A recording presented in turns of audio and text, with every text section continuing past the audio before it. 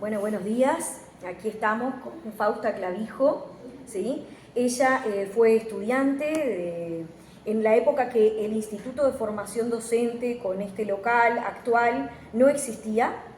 Nos va a empezar a contar y a relatar algunas cuestiones, es decir, de la circunstancia, del contexto, desde el año 61, ¿sí?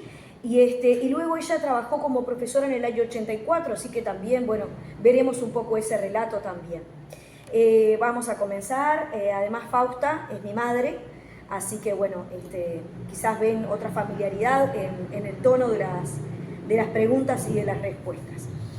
Bueno, Fausta, te agradecemos mucho que estés aquí y que te prestes a contarnos este periodo tan importante y tan fermental para lo que fue la posterior oficialización e institucionalización del Instituto de Formación Docente en Minas. Bueno, queremos preguntarte un poquito, que nos cuentes cómo era la situación, dónde estudiaban, si tú lo puedes hacer. Sí, cómo no. Para mí es un honor y es recuperar la memoria de alguien que dio su vida por la educación, Violeta Nini Silva, de Morosoli. Digo, yo entré al instituto cuando era libre, cuando se daban las clases en la escuela número 8 de segundo grado Guillermo Cuadri, porque allí la directora de la escuela era doña Violeta y ella era la impulsora y la que defendía a muerte la realización de un instituto de formación docente, es decir, que hubiera creación y formación de maestros. Fue allí que empecé a estudiar y era libre, totalmente libre. El tiempo fue avanzando y ella hacía gestiones en diferentes instituciones donde recibía el apoyo de las fuerzas que gobernaban en ese momento, tanto a nivel de los parlamentarios como del gobierno de la Presidencia de la República. Y entonces, a mediados de ese año, pero después de largos años de prédica... ¿De qué año estás hablando, mamá? ¿De cómo? ¿De qué año estás hablando? Y del año 61. 61. Pero anterior a eso hubo otras gestiones que yo desconozco, pero sé que se realizaron. No las viví. Claro, te entiendo. Pero ahí a mediados de año, yo no recuerdo si fue en julio o agosto, que se oficializó el instituto. Realmente sentir que el instituto se oficializaba era tocar el cielo con las manos. ¿Por qué digo esto? Porque hasta ese momento, cuando fuéramos a dar examen a fin de año, teníamos que o viajar a Montevideo a dar los exámenes o venían las mesas examinadoras a Minas. Y por supuesto que era muy difícil porque ya suponía gastos que de pronto económicamente, como había de todas las clases sociales, pero habíamos gente que éramos pobres, que trabajábamos para poder estudiar y que de pronto el trabajo no nos rendía económicamente como para afrontar los gastos de esa formación. Tú me contaste el día que llegó la noticia, ¿recuerdas? Sí, recuerdo. Suspendimos todo y nos largamos a celebrar, a agradecer, a reconocer ese hecho que para nosotros era así, impresionante, porque era dar los exámenes aquí con la gente que conocíamos y con quienes habían hecho el esfuerzo de prepararnos en cada asignatura. ¿Quiénes eran los profesores que tú recuerdas y qué materias daban? Y si era pago en aquel momento todo este cuerpo formativo. Los profesores eran todos honorarios, inclusive había profesores que viajaban, que por ejemplo el caso concreto del profesor Dagoberto Sánchez, que viajaba desde Soca hasta Minas y se le conseguía el boleto porque él estaba en una situación muy precaria, tenía un taller en Soca y bueno, pero no tenía dinero, no tenía sueldo, no tenía nada. Entonces venía a Minas a darnos clases. ¿Qué nos daba? Sí, eso. Nos daba dibujo, nos daba plástica, entonces transformábamos la greda, nosotros le llamábamos greda, pero también, digo, todo lo que fuera vinculado con la plástica, haciendo cacharros y haciendo diferentes actividades vinculadas con la plástica. Después daba también historia del arte en forma maravillosa, maravillosa, porque nos puso en contacto con civilizaciones como Grecia, donde uno podía apreciar no solo las esculturas, la arquitectura, sí, además de la geografía, tanto Atenas como Esparta, y nos enriquecía en forma formidable con todo lo que nos regalaba. Después, toda la gama de los pintores del Renacimiento, anterior al Renacimiento. Digo, nosotros tuvimos la oportunidad de conocer los pintores italianos, los pintores franceses, los pintores españoles, los pintores alemanes. En realidad nos enriquecía de una cultura que no era la nuestra, pero que incidía en la nuestra. Nosotros llegamos a comprender que lo que aquí recibíamos era producto de una civilización, la civilización occidental, que de alguna manera nos estaba enriqueciendo con todas las cosas que recibíamos por parte de este profesor, que lo hacía con mucho amor y mucho conocimiento. ¿Qué otras materias contaban? ¿Con qué otras materias? Bueno, contábamos con pedagogía, que lo daba la señora Violeta, fantástico lo de pedagogía, porque te enseñaba a descubrir al niño y amar la educación y entregarte a ella.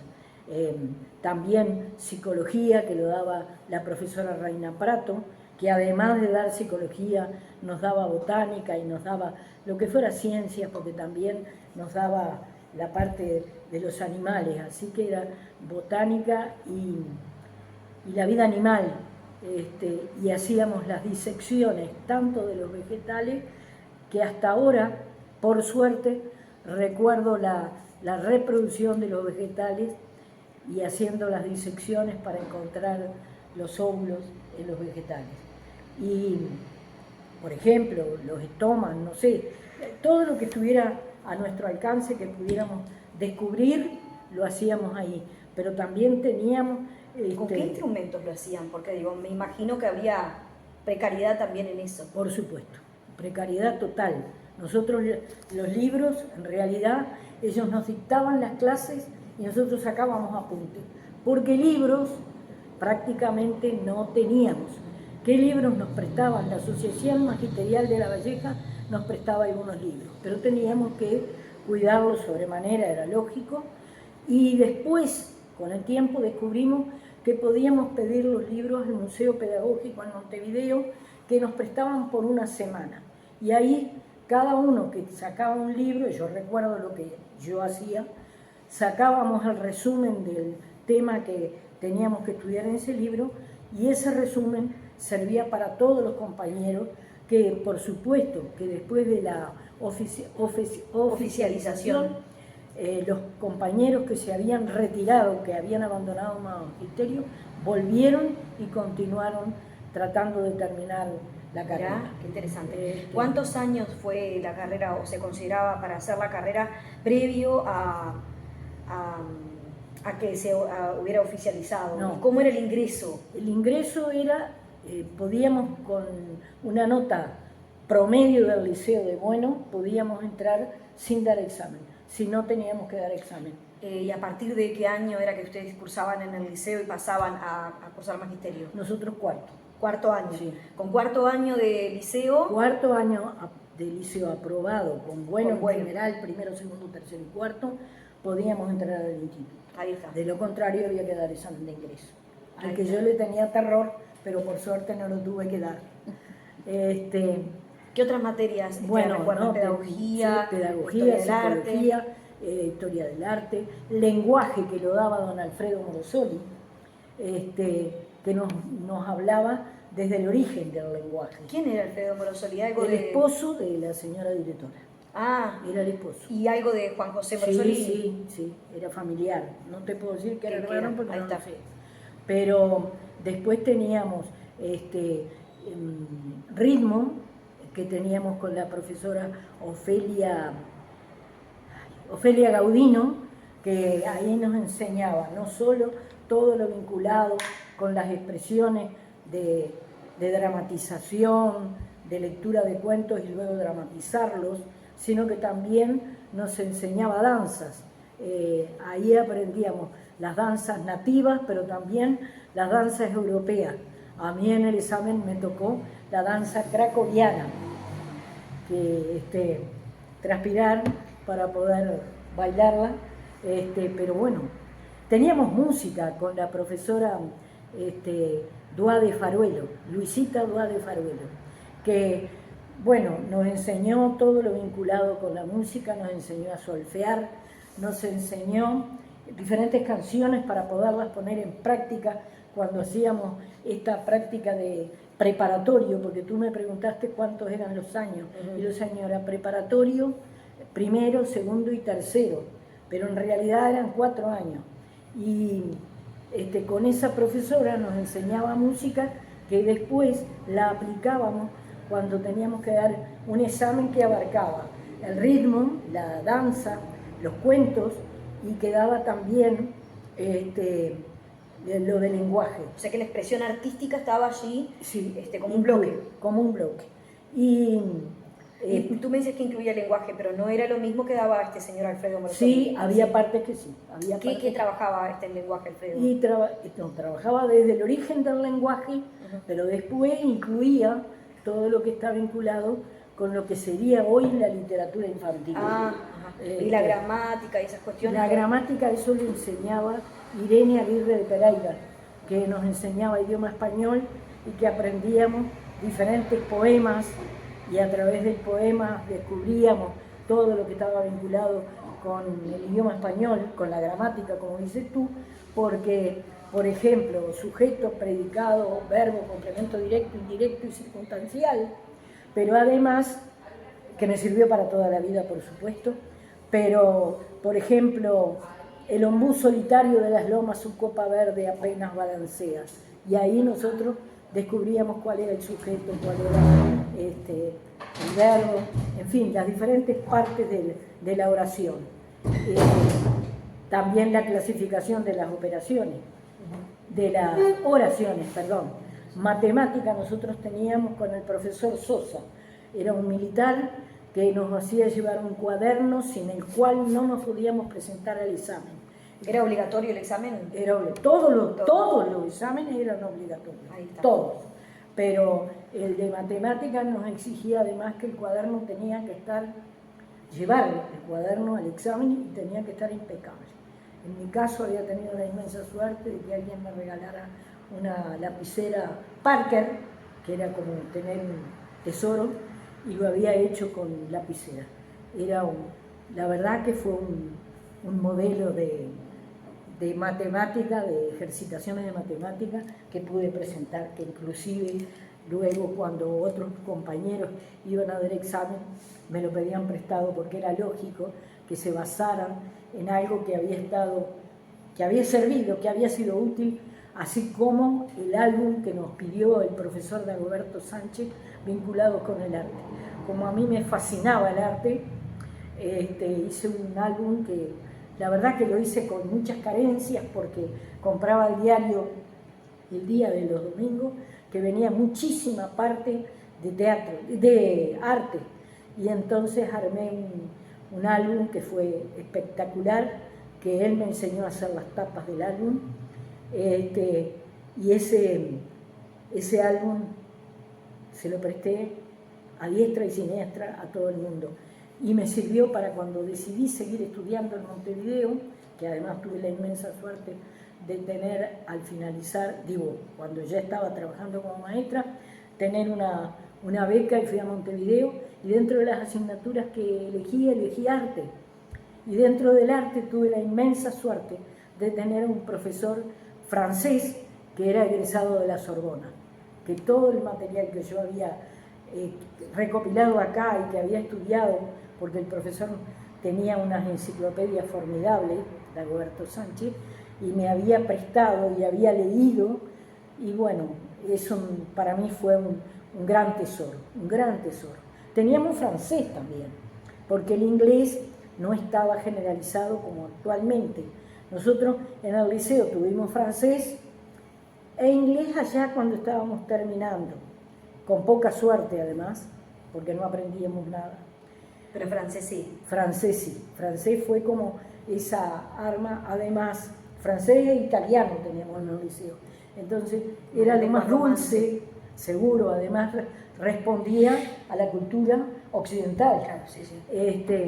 Y francés formidable, acá con la profesora Abul. Tú me estás hablando todo lo que hacían en el momento que estaban en la escuela 8, ¿verdad? Sí. Sí. Miriam Abul, la profesora de francés. Y después, bueno, por supuesto que lo continuaron acá, o tú no llegaste no, a... acá no. ¿Tú terminaste ya en la escuela 8? No, yo si me permite, sí, claro, sigo diciendo, porque también, por ejemplo, teníamos, te hablé de pedagogía, de psicología, de botánica y ciencia. De las artísticas. De las artísticas, te hablé de idioma francés. De idioma francés. Italiano. No, italiano nosotros solamente en el liceo.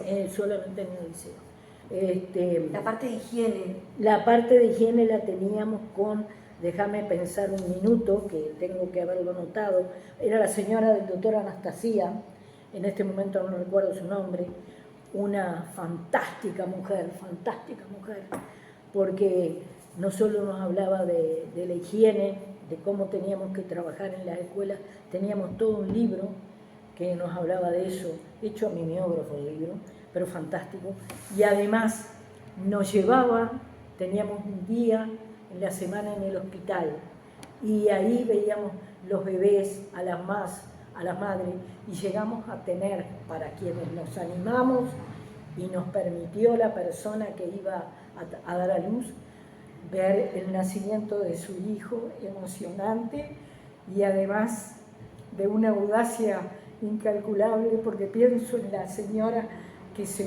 que aceptó que nosotros la viéramos, y bueno, de ir y ver el nacimiento de un bebé fue algo maravilloso. ¿Recuerdas con qué criterio se hizo eso? O sea, no entiendo una pregunta. Claro, ¿para qué dentro del currículo que tú me vas contando la materia del profesor y parte de lo que se enseñaba allí? Bueno. ¿Con qué criterios se tenía en cuenta que ustedes pudieran ver un parto? ¿Por qué? ¿Por qué ver un parto? ¿Por qué estudiar la higiene? ¿Por qué estudiar todo lo vinculado con el niño?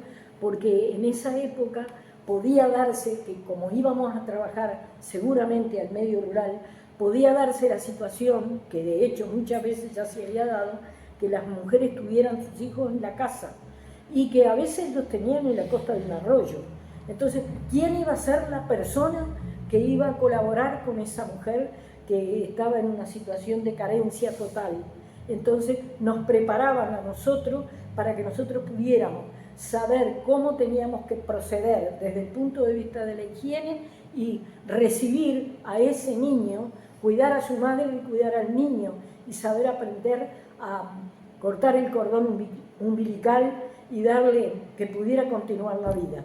Entonces, para nosotros era todo un desafío, pero una cosa formidable. Qué belleza. Formidable. ¿Qué otras cosas se aprendían en esa materia? Y todo lo vinculado con la higiene del niño y todo lo vinculado con la alimentación. ¿Los primeros auxilios? Sí, todo, eso estaba todo estaba incluido. La verdad que para nosotros fue formidable. Bueno,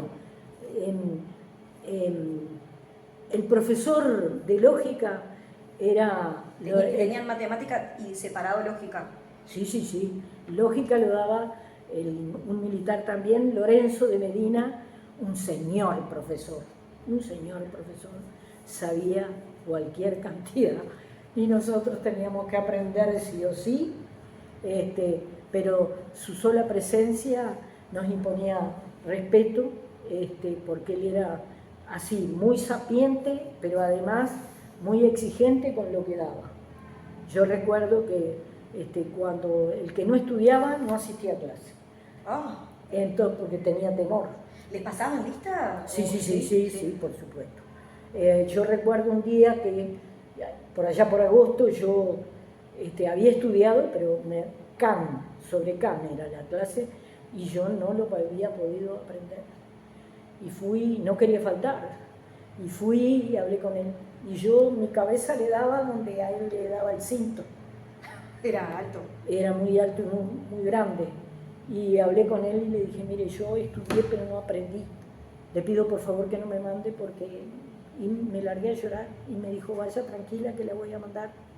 Y yo me sentaba en el primer asiento. Y bueno, y sí, me dio toda la clase como daba él, que primero daba la clase y después nos preguntaba. Y yo rogaba que no me llegara el momento, pero me llegó, la di y llorando empecé a hablar.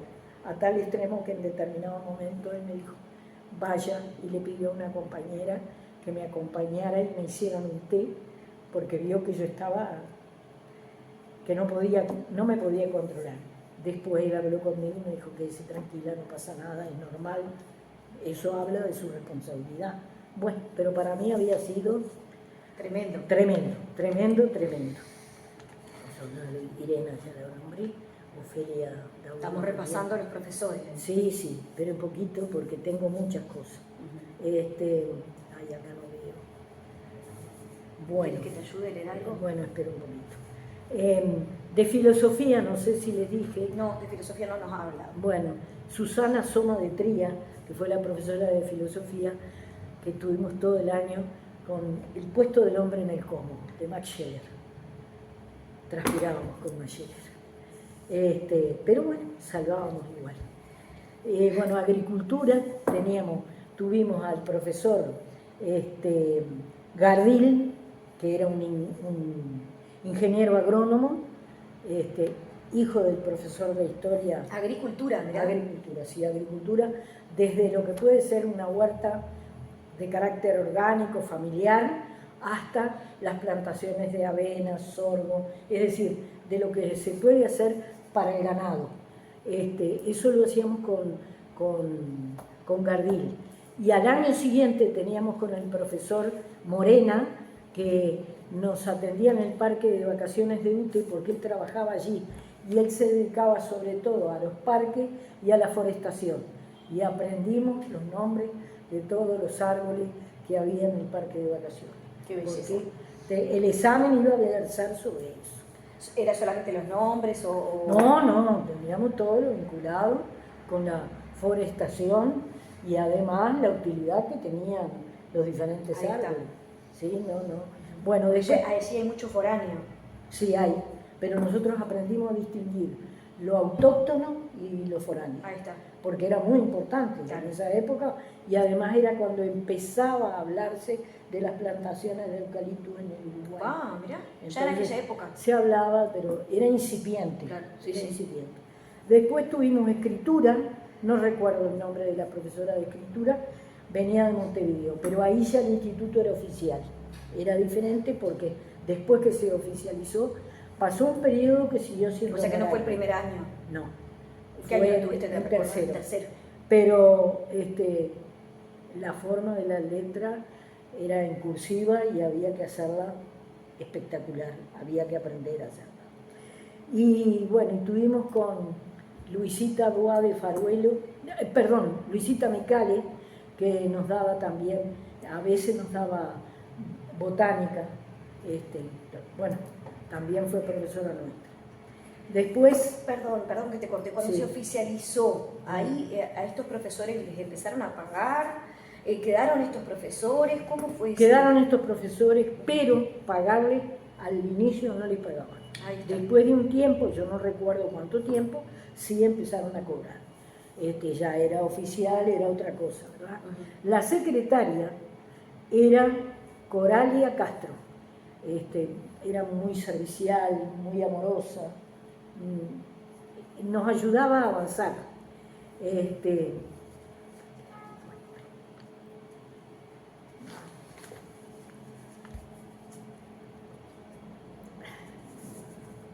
La práctica, ¿con quién teníamos la práctica?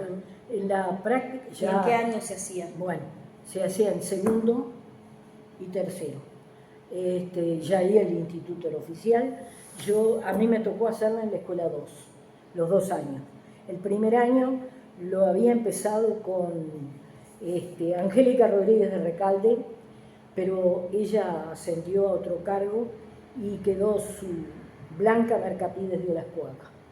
Y al año siguiente volvió a ser Blanca Mercapides de Olascuaga la que nos dirigió en la práctica. Realmente, digo, era muy importante porque pasábamos por todas las clases. Bueno, ahí aprendimos digamos, de alguna manera a estar en contacto con los niños y saber cómo enseñar las diferentes cosas. ¿Te acordás un día de práctica? Sí, ¿Qué cosas hacían? Sí, sí. ¿Y qué les enseñaba la directora? ¿O qué les puntualizaba ella? La directora, más que nada, nos daba toda la parte de didáctica. Y luego nos fijaban las lecciones que visitábamos. Por ejemplo, nos decían, va a trabajar en jardinera. Ahí recuerdo a una maestra de mucha experiencia, una hermana de Angélica Rodríguez de Recalde, que era especializada en educación inicial y bueno, trabajamos con los niños. Ella hizo la clase, esa fue como una clase modélica y nos enseñó a dar el color rojo. Ajá. El color rojo lo dio. Así que daban clases modélicas. Dio una clase modélica. ¿La maestra y la directora? No, la directora nunca, yo no recuerdo haber visto ninguna clase modélica. Pero esa clase modélica fue con todos los colores, todo lo que hubiera color rojo. Me acuerdo del cardenal rojo. Porque después, en primer año, para enseñar a leer y a escribir, nosotros en esa época era el analítico sintético. Entonces nos pidieron que hiciéramos con la normal jaula. Y adentro de la jaula estaba el cardenal rojo, que venía de la clase de jardinera. Ah, mirá, buscaban como alguna continuidad. No, claro, pero muy, muy fantástico porque, bueno, desde jaula hasta llegar a la J, pero fue así, nos hacían vibrar con eso, vibrar. Una cosa para mí espectacular. Bueno, y yo la primera lección que me tocó dar era sobre el clima del Uruguay. Y algo que quisiera borrar de mi existencia porque fue muy triste, muy triste, muy triste. Yo, claro, no sabía qué hacer. Leí en los libros de geografía y había oído en un informativo el clima. La directora no te llevaba, o sea, no te guiaba cómo hacer esa actividad. No. Ahí la persona que estaba era Angélica Rodríguez de Recalde. Y ella estaba para irse porque tenía ese otro cargo que iba a ser inspectora. Entonces, como que yo hice lo que pude. Pero en otras actividades tampoco te guió, ¿o sí? No se recibía esa guía. No. Y la parte didáctica tampoco. No, la parte didáctica te la daban. Claro. Pero cómo dar una clase. Claro, cómo aterrizar esa didáctica. No. Sí, es bueno que lo recuerde, porque como vi ese clima del Uruguay que casi abandono magisterio, porque antes de la media hora, que era lo que estábamos allí de frente, largué el llanto y pedí para irme porque yo veía la cara de la profesora y yo vi que le estaba errando. Y le estaba errando. Pero ¿recuerdas algo que hayas hecho en ese? Sí, yo hablé del clima del Uruguay, pero lo vinculé con lo que había oído de Inglaterra, de cómo la nubosidad, la falta de iluminación incidía en todo lo que fuera la población de Inglaterra. Ajá. Que el clima no era solo en el Uruguay, para mí era en todo el mundo. Claro. Bueno, pero partiste como que de allá para acá. No partí de acá para allá, pero se ve que no debía ser. Yo lo único que recuerdo es que terminé muy mal y cuando fui a la clase, la maestra, que era en cuarto año, Eismendi era la maestra, me dijo, no te preocupes, mañana yo te doy la oportunidad de que tú vengas a trabajar. Y vas a dar orientación de una guía de redacción a partir de una experiencia de ciencia. Ajá. La obtención del oxígeno. Mirá. Bueno. Pero la parte de la escritura era. Claro, yo tenía que orientarla hacia la escritura de sí, ese experimento, ¿no? Seguro. Bueno, experimentación. sí. Bueno, por suerte me salió bien, fui bien calificada. ¿Y te dieron alguna devolución de aquella lección de la del clima? No. Fue para el olvido, digamos. Fue para el olvido. Ahí está. Pero se pactaba en la práctica, por ejemplo, hacer algún tipo de la cuestión modélica, o que la directora les diera, o el director les diera alguna orientación, y después se hacía algún momento de reflexión, o no existía. Se hacía un momento de reflexión al final. Ahí está. Al final, pero en ese día que yo digo del clima, se dieron 6 clases. Claro. Fueron diferentes, al mío no llegaron, a la crítica del mío no llegaron. Pero sí estaba pautado, digamos, que ese momento estaba el de la orientación, sí. El de visualizar y luego el de reflexionar juntos. Sí. Ahí está. Y bueno, pero después, porque nosotros íbamos de mañana y de tarde. En la tarde me recibió otra maestra, Lidia. ¿Iban de mañana y de tarde a hacer práctica? Sí. Lidia, porque teníamos algunos días de mañana y otros días de tarde. ¿Y cuántos días de práctica tenían? Y teníamos los 5 días. Los 5 días. Pero dividido. ¿Y para estudiar era después que los chiquilines se fueron, después que los niños se iban? Sí. Cuando estuvimos en la escuela 8, todo era a partir de cuando terminaban las clases. Que terminaban a las 5, nosotros más o menos 5 y cuarto, 5 y media, empezábamos a trabajar. Ahí está. ¿Y las prácticas podían ser tanto de mañana como de tarde? Por supuesto. Ahí está.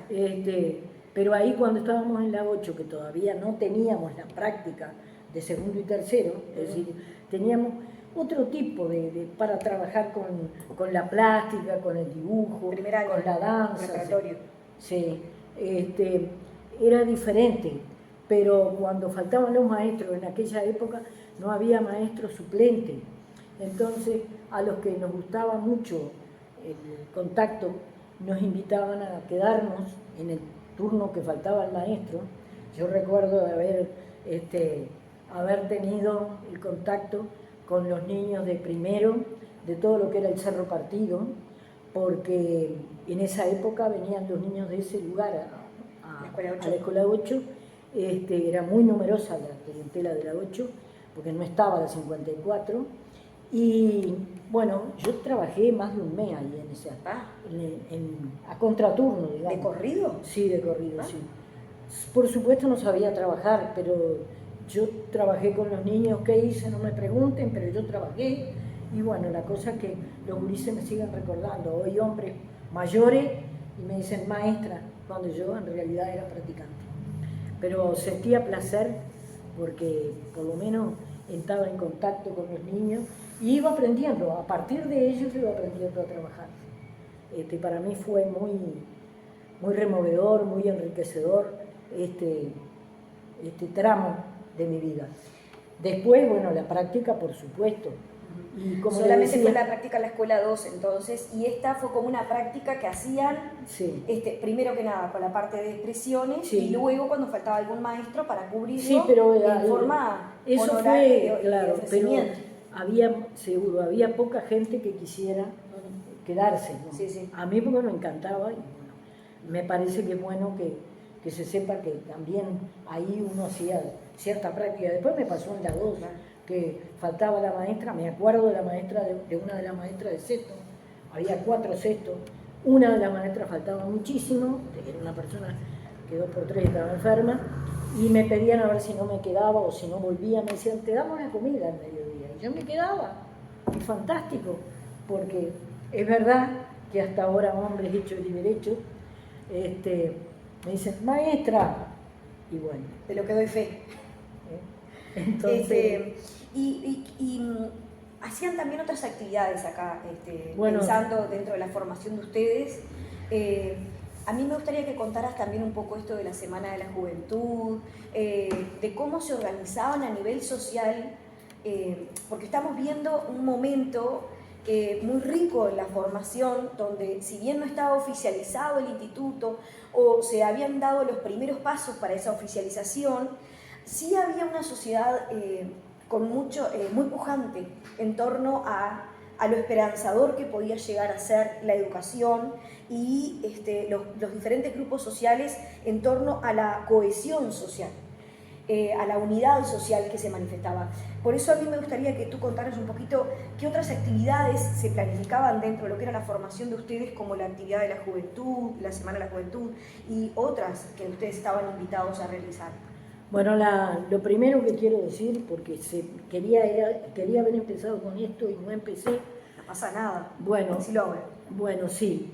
El uniforme nuestro era la túnica blanca con una corbata marrón, que en el centro de la corbata, en la parte inferior, tenía el pabellón de la Cruzada Libertadora y decía Instituto Normal de La Valleja, INL. ¿Pero eso lo usaban también en la escuela 8?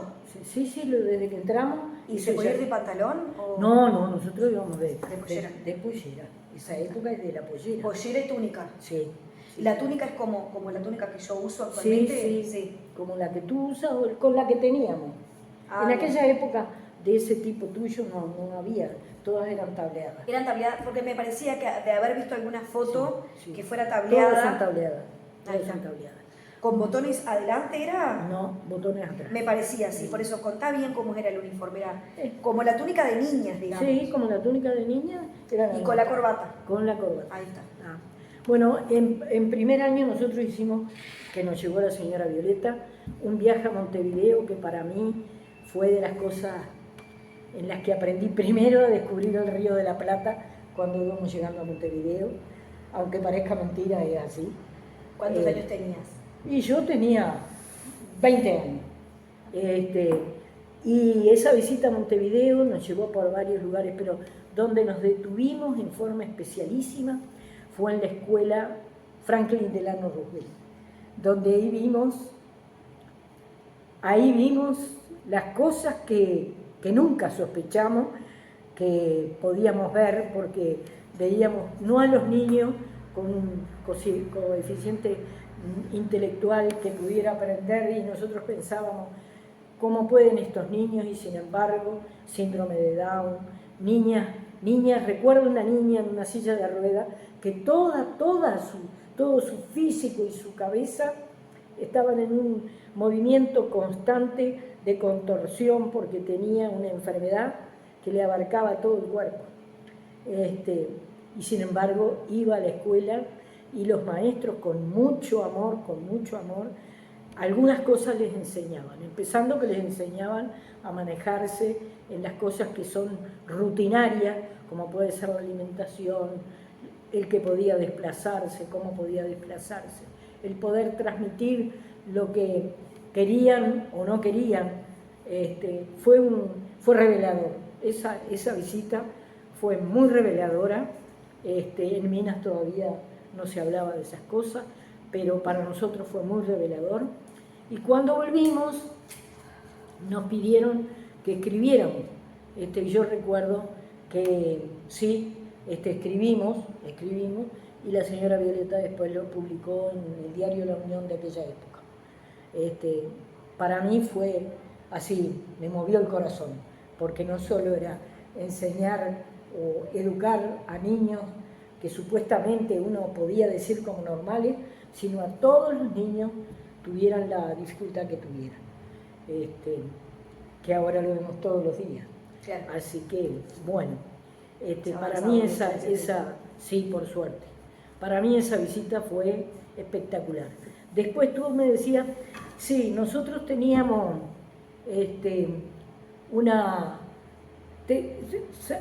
prolongábamos las actividades fuera del instituto. ¿Por qué? Porque estaba la gente del INAU, que era un grupo de varones que tenían un lugar al cual podíamos visitar y ahí colaborar. ¿De qué manera? Y bueno, a veces enseñándoles a escribir, tocando la guitarra, yo no tocaba, pero cantar, en fin, diferentes actividades, la plástica, diferentes actividades con los varones. Después íbamos a las mujeres, otro que también era del INAU, las señoritas, que ahí les enseñábamos a coser, a bordar, a cómo criar a los hijos, porque a muchas de ellas ya tenían hijos. Entonces cumplíamos esa función, no solo de enseñarles cosas, sino de compartir un rato con ellos. ¿Eso era parte de la propuesta curricular No, o era no, el que quería? no, el que quería, el que quería. Pero sí surgía la idea de Violeta o Nos daba libertad, es decir, podíamos hacer, ella los acompañaba o no. no, nos indicaba algunos lugares que podían ir. Entonces, como eso, que ya te digo, visitábamos lugar de varones, visitábamos lugar de la señorita, también visitábamos los lugares de ancianos, que en esa época había uno, ahora debe haber 40, pero visitábamos. Y entonces, ¿qué hacíamos? Bueno, cantábamos para los viejitos, les llevábamos alguna cosa que elaboráramos con nuestras manos y hacíamos alguna danza, alguna cosa de esa. ¿Recuerdas cuántos compañeros iban? Y sí, pero pocos. Lo que pasa es que un grupo de los que trabajó que yo trabajé con ellos, eran dos hermanas, las chiquilinas Araujo, que me acompañaban al hogar de señorita. Y al hogar de varones me acompañaban otras personas porque, o mejor dicho, yo integraba ese grupo, porque nosotros formamos un conjunto folclórico, las Cumbreñas, que yo entré por accidente en ese grupo, porque había una compañera que sabía mucho de música, que era Cacha Telechea, María de Lourdes Telechea, respondiendo a su origen. Después Malva Chavarría, que también escribía, era poetisa, que era muy sensible, entonces, que tenía linda voz, tocaba la guitarra. También integraba ese mismo grupo la Beatriz Pereira, que era hija de la profesora de idioma español, entonces ella tocaba la guitarra. Y bueno, y un día me encontraron a mí en un pasillo cantando El Uruguay no es un río. Y me dijeron, pero vení, vos también integrás el concurso, el grupo. Y ahí pasé a formar parte de las Cumbreñas. Y entonces, cuando había un festival en alguna escuela... Todas maestras, ¿verdad? Estudiante magisterial. Estudiante magisterial. Entonces, cuando había algún beneficio en alguna escuela, nosotros íbamos a colaborar cantando. Por ejemplo, la escuela 18. Ahí fuimos, que estaba una señora, Elvira Villalba, o de Villalba, no recuerdo bien cómo era el nombre de esa señora, pero nosotros íbamos, Rodríguez de Villalba. Bueno, y fuimos a la escuela 102, es decir, nosotros visitábamos aquellas escuelas más carenciadas en las que podíamos hacer un aporte con lo que nosotros teníamos, que era el canto. Pero además, es bueno que lo del canto que les digo, porque con el canto nosotros nos reuníamos con las compañeras, que esto no quería que pasara desapercibido, porque la señora Violeta, después que se oficializó el instituto, y pasamos de la escuela 8 al nuevo local, que era en Washington Beltrán, entre 25 y Rodó, que después fue juzgado eso. Ah, mirá. Entonces ahí que ocupábamos la planta de arriba y la planta baja. Y ahí, bueno... Estoy pensando a ver qué hay ahí. No sé lo que hay ahora. Hubo una funeraria también en la parte de abajo. Sí, hay una funeraria. ¿Sigue tanto? Hay, y está la parte de Antel, en la esquina de Rodó. No, eso no. Ahí no llegaba. Ahí ya no llegaba. No llegábamos. Pero ahí nosotros,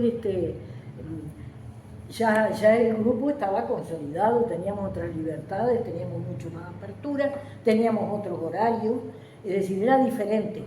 Teníamos auxiliares de servicio que limpiaban al local, era diferente, todo era diferente y venía avanzando.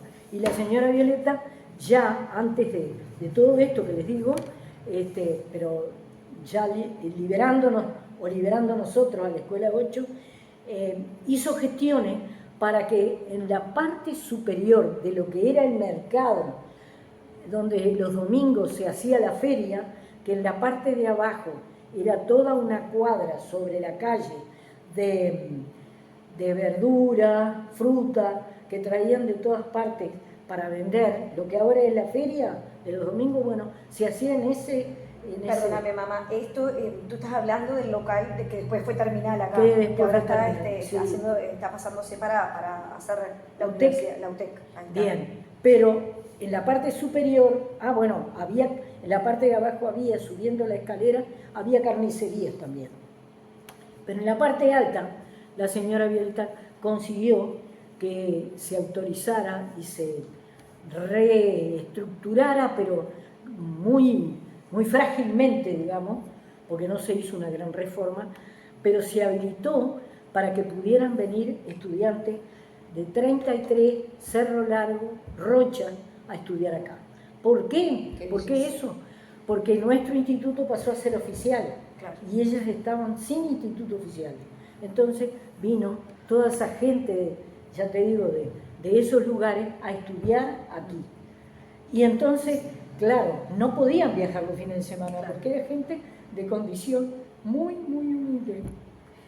Entonces, como para compartir sus necesidades, digamos, los sábados íbamos allí a cantar, a compartir los apuntes, si teníamos un libro, compartirlo, a escucharlas, a que no, si teníamos unos bizcochos o hacíamos una coleta entre todos y cada uno ponía lo que tenía y comprábamos bizcochos, tomábamos mate, conversábamos, ahuyentábamos la tristeza.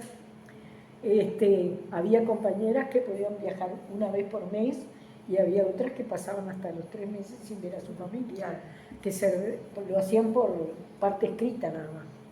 Claro, sí, no, como sí, ahora. No.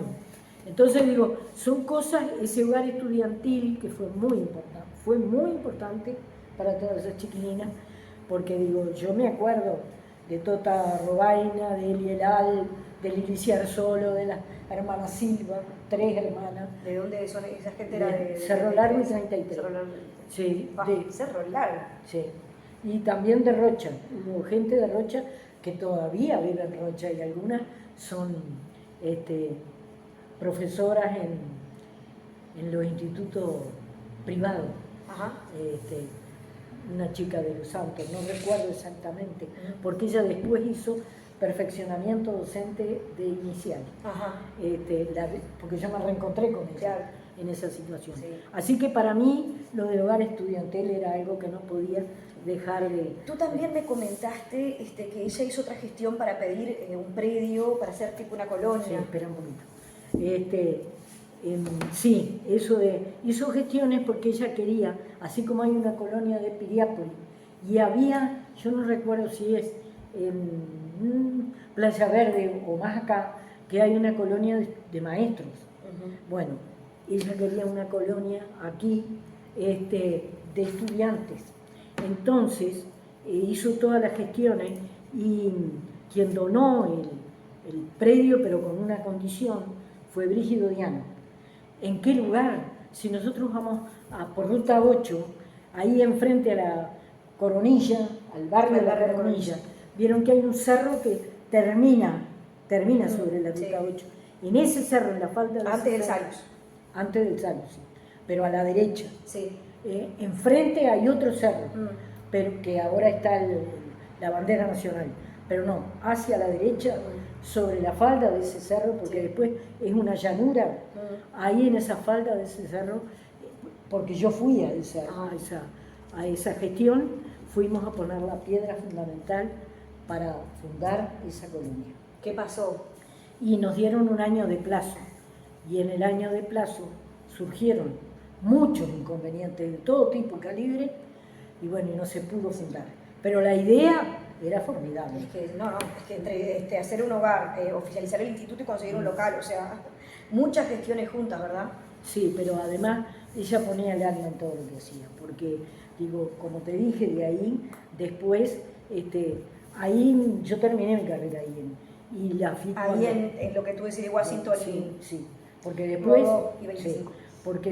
cuando, digo, tú querías que te contara, por ejemplo, la colaboración con el Monumento Artigas. Sí, quiero saber que cuentes también un poco esto de cómo se organizaban socialmente, que no estaba solamente trabajando, hoy hablamos mucho de lo que es el trabajo en red, como una estrategia que tenemos muy poderosa para el logro y para sumar a esta cohesión social que tanto muchas veces está costando. Y en aquel momento esto se daba naturalmente. Tú en los cuentos que haces en casa aparece cómo trabajaban diferentes instituciones por un bien común, por un fin común. Entonces me gustaría que esto apareciera. Bueno. Y bueno, cuéntalo del monumento. Lo del monumento, los militares vinieron acá no, digo al instituto, y pidieron la colaboración de los estudiantes. Como cuando yo era niña en el medio rural, en la Escuela 50 de La Plata, en primer año nos habían pedido que colaboráramos para el monumento, y la colaboración era juntar bronce, y yo, bronce en mi casa no había, lo que había era pobreza, pero yo quería llevar, porque yo quería colaborar con el monumento artístico, que no sabía lo que era tampoco, pero no importa. La cosa fue que con una tía política, pero que ella tenía familiares en Mina y que estaban en una posición económica relevante, me consiguió una canilla y no recuerdo qué otro objeto, pero eran de bronce los dos. Y yo fui feliz a colaborar con eso. Cuando me dicen de esto, yo dije, yo voy. Yo trabajaba en esa, yo trabajé desde que vine a Minas, trabajé, y ahí trabajaba en un bazar desde los 12 años. Entonces, ¿en qué horario podía colaborar con esto? Bueno, como vinieron las vacaciones de julio, yo dediqué mis vacaciones de julio a salir con los militares y ir casa por casa pidiendo colaboración para el monumento Artigas. Ahora sí era plata, era dinero. Ahora era dinero, para hacer el monumento Artigas. Y recorrimos los barrios enteros, barrio España, barrio Escriú, todos los barrios los recorrimos y yo feliz. Después no sabíamos qué había pasado, silencio absoluto, pasaron los años, hasta que un día me hablan de la inauguración del monumento Artigas. Y por supuesto que ¿En qué año comenzaste a colaborar con esto? ¿Te acordabas más o menos? ¿Tú empezaste en el 61? Yo tenía 61, 63. Ahí está. 62, 63. Así que fueron muchos años que se trabajó en esto. Sí. Bueno, la cosa es que después se inaugura, yo por supuesto que estuve en todas las instancias. Pero hace poco, que ahora se celebraron este año, se fundó un museo en la base del monumento Artigas, y acá en Minas, y me dijeron que se iba a fundar, y esas cosas que me llaman la atención y curiosidad, fui. Y ahí que estaba el hijo del que elaboró el monumento, Meloni, que hace unos años trabajó en la Dirección de la Cultura acá en el departamento. Entonces cuando termina de hablar y dice cómo fue hecho el monumento, que terminó de hablar y salió y lo felicitaba, yo me acerqué a él y le dije, ¿sabe una cosa? Yo colaboré en ese monumento desde que era niña. ¿Cómo, hijo? ¿Y por qué no lo dijo? Nadie me preguntó. Y ahí le conté la historia de cómo había colaborado. Yo me siento realizada porque sé que no sé, aunque sea una gota de polvo, está ahí. Y contanos también sobre lo que fueron las Semanas de la Juventud. Bueno, la Semana de la Juventud, eso fue una convocatoria. Primero, antes de eso, ¿sí? Tengo que decir que el grupo mío, mi grupo era un grupo muy especial. Había muchas chiquilinas que habían dejado de estudiar en la facultad. Bueno, dejar de estudiar en la facultad por razones económicas y vinieron a estudiar magisterio. Pero era gente con mucha capacidad, con mucha solvencia, con muchas ganas de hacer. Y un día se les ocurre formar una asociación de estudiantes, Malva Echavarría. Entonces, Beatriz se llama, pero nosotros le decíamos Malva, que además formaba el conjunto folclórico. Gran amiga, yo así la quiero muchísimo, la quise y la quiero muchísimo. Entonces, ella y yo apuntalamos la formación de una asociación de estudiantes magisteriales. que después se ve que murió, porque mientras nosotros estuvimos, salimos al frente. La primera presidenta fue ella, la segunda fui yo. ¿Pero se votaban ustedes? Sí, todos los estudiantes. No. ¿Cómo no vamos a votar nosotros? No. Y la democracia es democracia. No, está. Fue antes y ahora. Está. No, hasta eso de extremo no llegaba. No, bueno. Bueno, la cosa... Está bueno que lo diga. Está bueno que lo diga. Entonces, ese año que yo era la presidenta, nos invitan desde la Casa de la Juventud, invitaron a todas las instituciones públicas y privadas a formar una comisión que trabajara para celebrar la Semana de la Juventud en La Valleja. Contá un poquito qué es la Casa de la Juventud, porque... Y bueno, ahí era donde se reunían los jóvenes cristianos que trataban de mantener la fe y extender la creencia, es decir, el conocimiento de Cristo a todos los demás. Y sobre todo, particularmente a los jóvenes. Y tratar de ayudar a todos los que se pudiera ayudar. A los jóvenes. En esa convocatoria, convocaron a todos, ¿y quiénes formaron parte? ¿Tú te acordás de algunas instituciones que hayan formado parte de esa convocatoria? Sí, los liceos, era el liceo, mejor dicho, porque en aquella época era uno, pero el Liceo Fabini estuvo representado, bueno, el instituto estuvo representado, y después, claro, preparatorios en aquella época, entonces fue la gente que después cuando se hicieron porque visitábamos los canales de televisión, visitábamos los diarios, formamos una comisión tan especial para visitar, para informar qué era lo que queríamos hacer. Y se hicieron concursos de pintura, concursos de folclore, concursos de música, concursos de cerámica, se hizo concurso de escritores. Entonces, ¿en ese grupo también estaban trabajando los militares también? No, solamente no. Esto no. Esto era todo laico, aunque surgió... Ahí está, era laico. Yo, por ejemplo, no pertenecía a la iglesia. Yo fui como miembro del instituto, pero no de la iglesia. Ahí está. Yo no pertenecía. Así que hicieron concursos de escritores. Sí. ¿Qué otras cosas? De música, por ejemplo. Recuerdo un conjunto folclórico, el nombre del conjunto no me acuerdo, pero era imitando a los Beatles. Mira.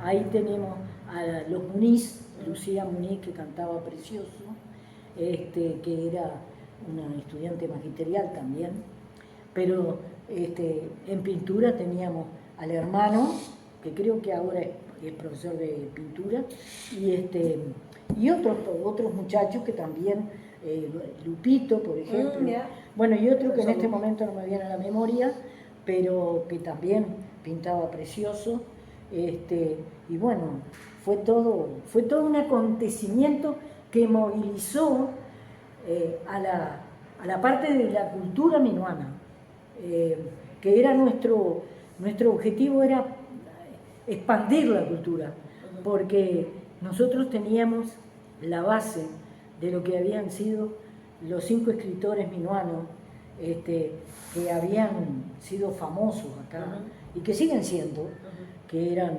Morosoli, Cajaraville, Julio Casas Araujo, Dossetti, y en esa época en la Casa de la Cultura Dossetti jugaba un rol muy importante, que además nos daba muchísimo, pero muchísimo apoyo a todo lo que fuera la cultura. ¿Quién más, mamá? Me nombraste a 3. A ver, Dossetti, Casas Araujo, Cajaraville. Si recuerdo, si no pasa nada. Morosoli. Y no me acuerdo. Ahí está. Bueno. Y bueno, ¿te queda algo para contarnos, algo que tú quieras aportar? Bueno, yo quería destacar eso del hogar estudiantil, porque para mí fue muy importante, lo del monumento también, acá no leo lo que dice, a ver si vos lees. A ver. Porque lo anoté de mañana cuando me dijo, mirá que te... Sí, estamos grabando, mamá. Colaboración, Monumento Artigas. Ya está. Ya está. ¿Puede ser que vino una persona a buscar un material de usted desde Montevideo? Puede ser. ¿Se acuerda usted? No, ¿no te acordás de eso? Que nos contabas que en la otra entrevista surgió que habían venido a buscar un cuaderno tuyo, pero capaz que... Ah, sí. Ahora sí me acordé. Sí. Eso era muy común, porque como, claro, sabían que yo prestaba lo que... digo, yo estudié gracias a que muchos me ayudaron. Sí. Yo estudié porque la sociedad conmigo fue muy generosa. Me permitió estudiar. En tiempos difíciles, digo, ¿no? El hecho de que yo haya podido entrar al instituto para mí, y cuando salvé el primer examen, para mí fue como, no sé, algo formidable. Me parecía, ya me sentía, creo que me sentía maestra, porque yo trabajaba en un bazar y bueno, no es lo mismo. Y además trabajaba cuidando los juguetes, limpiando.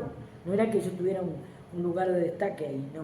Me tenían confianza, eso sí, me doy cuenta. Y además le daban el horario para que usted estudiara. Ah, sí, eso sí, sí. Tenía muy buenos patrones. Sí, por suerte, sí. Es más, una vez que, ya que me nombra el patrón, digo, una vez que yo todavía estaba en el liceo, y yo los sábados, que teníamos clase, yo le había pedido para retirarme a las 12:30, porque si no, no me daba el tiempo de ir a mi casa a comer. Entonces el patrón se olvidó de ese detalle y vino más tarde. Y yo a la 1:45 tenía que estar en el liceo. Y me quedaban muchas, pero muchas cuadras. El comercio era en el centro y yo vivía cerquita de la Cañada Zamora. Cuando llegó le dije, ay señor, pues yo lo trataba de señor, ay señor, se me hace tarde. Y me dijo, ¿y por qué no me lo dijo antes? No me animé. Entonces él me retó y yo salí llorando. Cuando iba, no sé, había dado, póngale 3 o 4 pasos, me pega el grito. Yo dije, ay Dios mío, todavía me hace llegar tarde, más tarde. Porque yo salí corriendo. Me dice, saca dinero y me da 5 pesos para que el fin de semana yo fuera al cine. Entonces digo, el gesto era Ergasto Arriaga, mi patrón, una persona excelente, muy recta, pero muy humilde y muy colaboradora. Acá tenías anotado, mamá, Delano Roosevelt, algo que no ya sé. Está, ya está. Sí, la asociación. Ah, ¿se llamaba así o qué? Franklin Delano Roosevelt. ¿Se llamaba así la asociación? Montevideo. Ah, tú decís lo de la escuela que fueron a ver. Sí. Está. Ahora no sé qué estaba diciendo, pero me Estaba comentando de la persona que usted prestaba de material. Entonces, ¿cómo me El cuaderno que ibas a prestar, ¿no? Bueno, El cuaderno que te venían a buscar. Sí, entonces el de matemática era. Una muchacha que vino, yo iba en esa época, ya había entrado en la iglesia, es posterior a todo lo que conté, y yo venía saliendo de la iglesia por el callejón y llegan los ómnibus que en esa época paraban en la Plaza Libertad, porque ahí era el control, y baja una mujer crespita, muy bien vestida, morocha, y me mira, no sabía quién era, me dice, ¿usted es Fausta Clavijo? Sí, le digo, ¿y usted quién es? No me acuerdo. Entonces, le digo, sí, ¿por qué me busca? Dice, no, porque a mí me dijeron que viniera, yo vengo de Montevideo. Ah, mucho gusto. Dice, yo vengo a pedirle que me haga un favor. ¿Cuál es el favor? Que me preste un cuaderno de matemáticas que dice que usted maneja, que usted lo tiene, que usted lo hizo. Sí, cómo no, si usted me espera, yo se lo presto. Y lo presté, pero ese cuaderno recorrió ese y el álbum de historia del arte. ¿Que vinieron de Montevideo Sí. por el cuaderno? Lo que pasa es que al no haber biblioteca, los cuadernos de apuntes se volvían... Sí. Bueno, hoy en día la biblioteca lleva el nombre de nuestra querida Violeta, Bueno, ¿verdad? sí. Es que ella trabajó mucho, porque fue una mujer que, digo, como que no analizamos nosotros las cosas, pero fue una mujer que trabajó sin pausa. Desde que llegó a la dirección por concurso, a la dirección de la Escuela 8 como directora, ahí ella intenta fundar el Instituto de Formación Docente. Después el local, después, después cuando Después de oficializado, ya había pasado años, yo había concursado, había trabajado como maestra, que inclusive había hecho perfeccionamiento docente, primera etapa y segunda etapa, en el año 84, 83 o 84 exactamente, no recuerdo, me llama la señora Violeta. Y yo le dije, no, yo no estoy preparada, no. Me dijo, no, tú tienes que venir. Yo te pido, por favor, que tú vengas, que vengas a dar clases. Y digo, ¿qué puedo dar? No, ¿cómo no? Que van a quedar horas de pedagogía, tú puedes dar pedagogía, puedes dar lo que quieras, con la preparación que tienes. Pues yo sentía que no era suficiente. No obstante, tanto me insistió que dije, bueno, voy a probar. Y probé, y bueno, sí, en esos años de pedagogía, 45 estudiantes empezaban.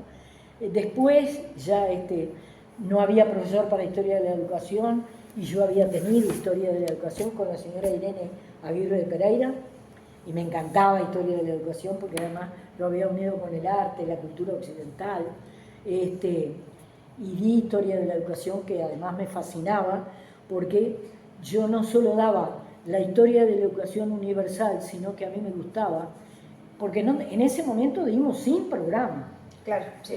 A mí me encantaba enfatizar en los pedagogos uruguayos. Sí.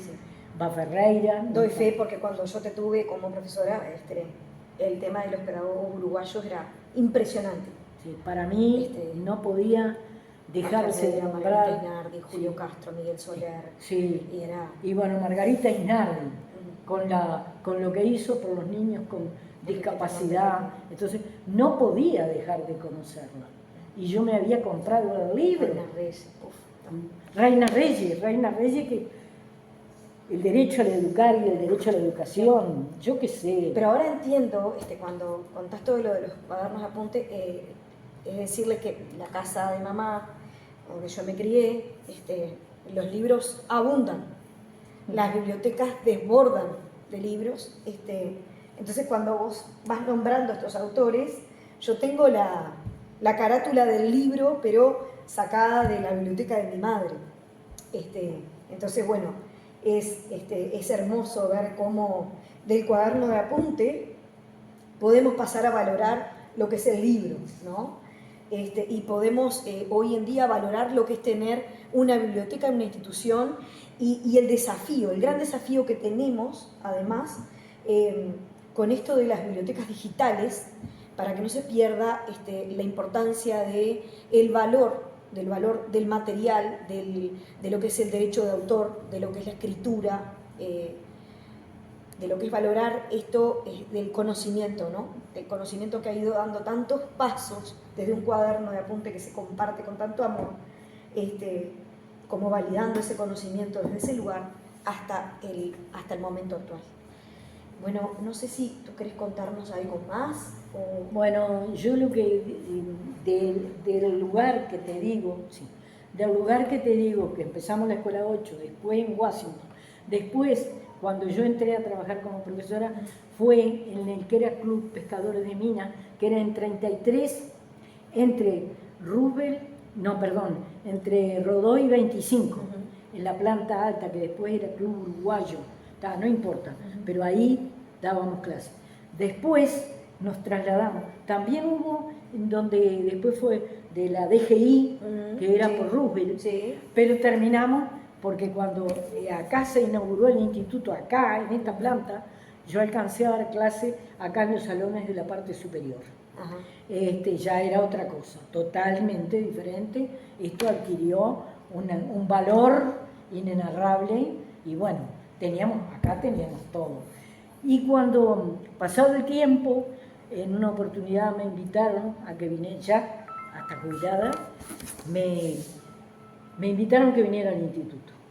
Y recorrí todo el instituto y sentí una emoción impresionante, porque cuando entré a la biblioteca y ver aquella cantidad impresionante de libros y ver estudiantes sentados estudiando en los libros, todavía lo de la computadora recién empezaba, para mí fue así.